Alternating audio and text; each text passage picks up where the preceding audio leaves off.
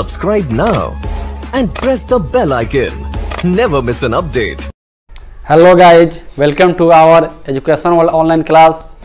देखिए, आज जो हम लोग पढ़ेंगे ये क्लास 11th का मैथ का पहला लेसन है, समुच्चय यानी सेट के बारे में पढ़ना है। ठीक है, तो इसमें पढ़ना है सबसे पहले सेट जानेंगे, सेट किसे कहते हैं, उसके बाद सेट को क्या चीज़ से सूचित करते हैं, उसके बाद सेट का परिभाषा क्या है, उसके बाद उसका कितनी विधियां है, इसके बारे में आज हम पढ़ेंगे। ठीक है, तो सबसे पहले हम जानेंगे समुच्चय। देखिए, समुच्चय को इंग्लिश में सेट कहते हैं। क्या कहते हैं? सेट कहते हैं। ठीक है, तो जो समुच्चय होता है, तो समुच्चय का आखिर डिफिनेशन क्या होगा, कितने विद्यार्थी को समुच्चय अभी तक समझ में नहीं आता है। तो आप लोग देखिएगा, बहुत आसान तरीका है समुच्चय समझने की। समुच्चय में क्या कहिए, समुच्चय माने क्या होता है कि वस्तुओं को इकट्ठा किया जाता है, संग्रह किया जाता है, कलेक्शन किया जाता है। जैसे मान लीजिए 10 बेंच इधर हो, विद्यार्थी का कलेक्शन हो, दौड़ने वाला लड़की, सब क्या होता है, कुछ वस्तुओं को जब कलेक्शन करेंगे, एक जगह इकट्ठा करेंगे, तो उसमें उसी को समुच्चय कहेंगे।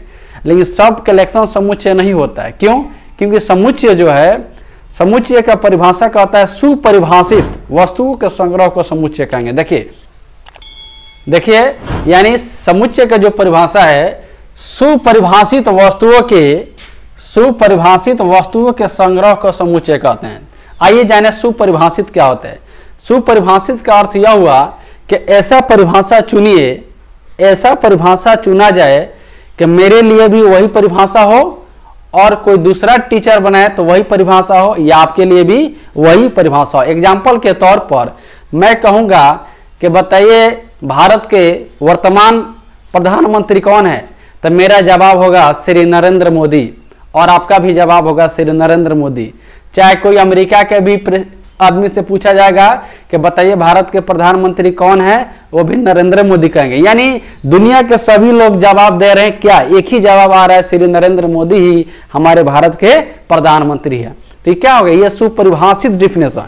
अब मैं कहूंगा कि बताइए कि भारत के पिछला प्रधानमंत्री के नाम बताइए, तो पिछला अभी तक तो करीब 14-15 प्रधानमंत्री रह चुके हैं। तो कोई मनमोहन सिंह का नाम बताएगा, कोई एच.डी. देवेगौड़ा का नाम बताएगा, कोई पंडित जवाहरलाल नेहरू का नाम बताएगा, कोई नरसिम्हा राव का नाम बताएगा, कोई राजीव गांधी का नाम बताएगा, कोई इंदिरा गांधी का नाम बताएगा।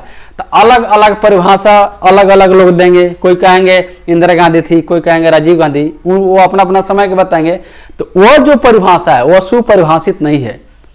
सुपरिभाषित कहूंगा कि वर्तमान जब बोल दिया जाएगा कि अभी के कौन है, नरेंद्र मोदी, एक ही जवाब आएगा। तो यह जो परिभाषा है सुपरिभाषित। और देखिए, अब मैं कहूंगा कि बताइए प्रथम 4 सम संख्या लिखिएगा।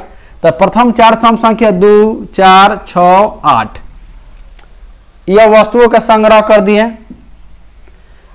मैं प्रथम 4 सम संख्या 2, 4, 6, 8 आपसे भी पूछेंगे तो यही जवाब होगा। आप ये नहीं कहिएगा कि 10, 12, 14, क्योंकि सम संख्या 2 से स्टार्ट होता है। प्रथम जब बोल दिया जाएगा तो 2 से स्टार्ट होगा।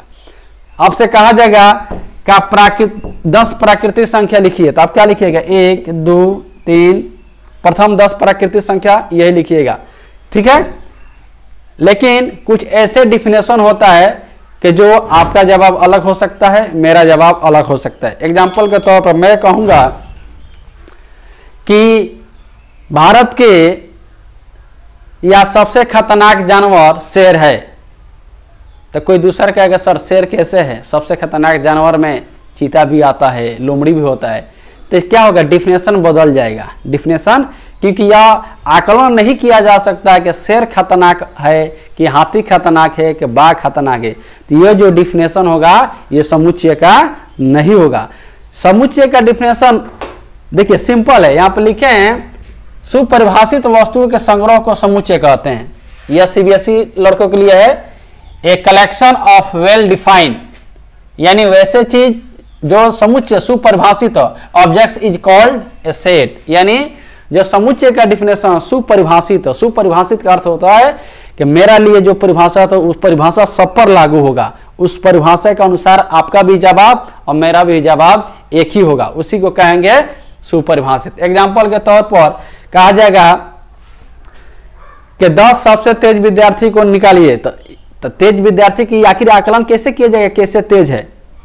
तेज में तो आकलन नहीं किया जा सकता, इसलिए तेज विद्यार्थी क्या होगा, यह समूह जो होगा सेट नहीं होगा। आइए अब उसके बारे में देखेंगे। समुच्चय का जो सूचक होता है वह कैपिटल अक्षर से डिनोट करता है। अंग्रेजी का जो कैपिटल अक्षर होता है, जैसे मान लीजिए कि A B C Z तक है कोई, यानी जो भी समुच्चय होगा वह क्या चीज से डिनोट करेंगे जी, तो बड़ा अक्षर से डिनोट करते हैं, सूचित करते हैं। ठीक है, उसके बाद समुच्चय का निरूपण आखिर उसको किस प्रकार से लिखा जाएगा, तो कोई भी समुच्चय होगा, जैसे मान लीजिए हमने सम संख्या का समुच्चय बनाना है 2 4 6 8, तो इसको क्या करेंगे, मझिला ब्रैकेट दे देंगे, चूंकि समुच्चय है तो उसको ए से डिनोट करेंगे, और जो भी इसका अंक होगा वो कॉमा दे देकर लिखेंगे। ठीक है, कॉमा दे देकर इसके लिखा जाएगा।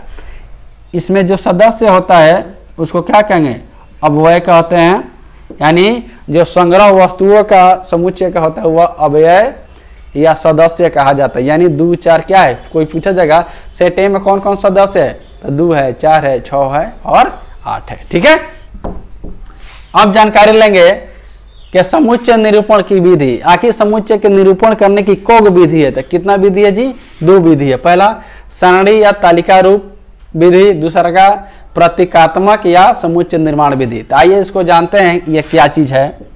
देखिए सारणी या तालिका में विधि में क्या किया जाता है, जो भी जैसे मान लीजिए कि 3 6 9 12, इसको कहा जाएगा सेट के रूप में लिखिए, तो इसको लिखेंगे ए मझिला ब्रैकेट दे देंगे, लिख देंगे 3 6 9।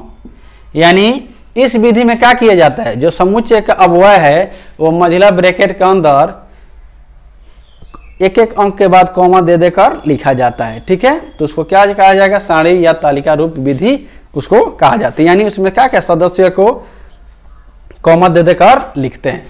अब जानेंगे प्रतीकात्मक या समुच्चय निर्माण विधि। इस विधि में देखिए, इस विधि में क्या होता है कि उसके किसी विशेष गुण को लिख दिया जाता है, विशेष गुण को लिख दिया जाता है। जैसे मान लीजिए 2 4 6 8 है डॉट डॉट, तो हम जानते हैं 2 4 6 8 इस सम संख्या है कि नहीं है, तो मान लीजिए इसको लिखना होगा, इस विधि में लिखना होगा प्रतीकात्मक या समुच्चय निर्माण, 2 नाम है, दोनों एक ही है। इस विधि में लिखना होगा, तो देखिए ये 2 4 6 8 है ना जी, तो इसको लिखेंगे x सच डेट x।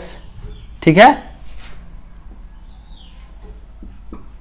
सम संख्या का संग्रह, यानी 2 4 6 8 10 12 डॉट डॉट है, यानी क्या चीज है, यह सब सम संख्या है कि नहीं है, तो लिखेंगे x सच डेट x सम संख्या का संग्रह, ब्रैकेट के अंदर में लिख देंगे। ठीक है, देखिए ये जो 2 बूंदा है इसको पढ़ा जाता है सच डेट, हिंदी में इसका होता है ऐसा कि। ठीक है, और कहीं कहीं 2 बूंदा ना लिखकर ऑब्लिक तिरछा लकीर भी दिया जाता है। ठीक है, तो आप लोग उम्मीद है कि समझ में आ गया होगा। फिर एक बार बता देते हैं कि समुच्चय का क्या होता है। तो वैसा डिफिनेशन जो सर्वत्र के लिए समान हो, जो सभी के लिए एक समान हो, वह क्या होगा, सेट का परिभाषा कहलाएगा। जैसे मान लीजिए सम संख्या समुच्चय होता है, सम संख्या का संग्रह समुच्चय होगा, विषम संख्या का संग्रह समुच्चय होगा। Subscribe now and press the bell icon. Never miss an update.